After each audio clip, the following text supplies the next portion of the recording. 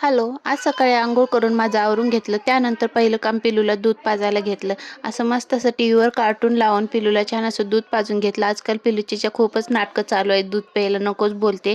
तिला कसं तरी कार्टून वगैरे दाखवून चारायला लागतं. त्यानंतर हेअर वॉश केले होते, त्यामुळे बाहेर थांबून थोडेसे हेअर ड्राय केले. त्यानंतर पिलूचं औषध पाजायला घेतलं, कारण की पिलूची 2-3 दिवस झालं तब्येत खूपच खराब आहे. आणि त्यामुळे तिला औषधंही खूप दिलेली आहेत. काय करणार, त्यामुळे तिला असं जबरदस्ती औषध पाजून घेतले. त्यानंतर मशीनला कपडे लावून घेतले आणि पिल्लू ही माझी मदत करत होती मध्ये-मध्ये येऊन. त्यानंतर थोडंसं तिने थोडीशी स्टडी करून घेतली. तिला आता तर खूप आवडते स्टडी करायला, पण शाळेत गेल्यानंतर करते का नाही काय माहीत. त्यानंतर मी नाश्ता करून घेतला. पिल्लूलाही नाश्ता चारायला घेतला. आता इथे सकाळची कामे संपली होती और सगळ्याचा नाश्ता वगैरे संपला होता. त्यानंतर दुपारचा स्वयंपाक करायला घेतला.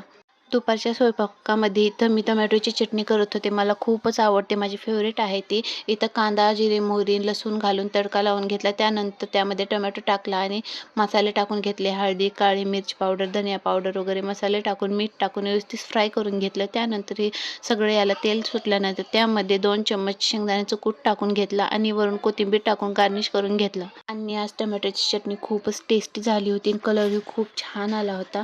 त्यानंतर यासोबत भाकरी करून घेतल्या. मला भाकर तर नाही आवडत, पण आज भाकरच केली होती आणि दुपारी जेवून घेतली. जेवतानाही पिलूला मध्ये-मध्ये करायचं होतं. टोमॅटोची चटणी खूपच टेस्टी झाली होती. अशा पद्धतीने तुम्ही करून बघा. सबस्क्राईब करा, लाईक करा, शेअर करा. Bye bye. भेटू नेक्स्ट व्लॉगमध्ये.